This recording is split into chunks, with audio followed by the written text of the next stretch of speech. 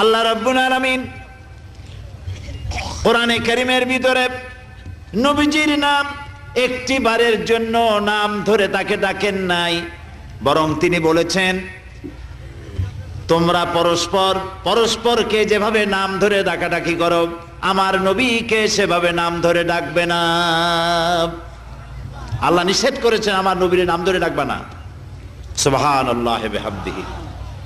এই পৃথিবীতে যত নবী আসছেন সমস্ত নবীরা হলেন এলাকা ভিত্তিক নবী, অঞ্চল ভিত্তিক নবী। এক এক এলাকার, নূহ আলাইহিস সালাম এক এলাকার, মুসা আলাইহিস সালাম আলাক এলাকার, দাউদ আলাইহিস সালাম আরাক এলাকার, এরকম এলাকা ভাগ ভাগ করা। কিন্তু মুহাম্মদ সাল্লাল্লাহু আলাইহি ওয়াসাল্লামকে আল্লাহ রাব্বুল আলামিন কোন এলাকার জন্য নবী বানান নাই।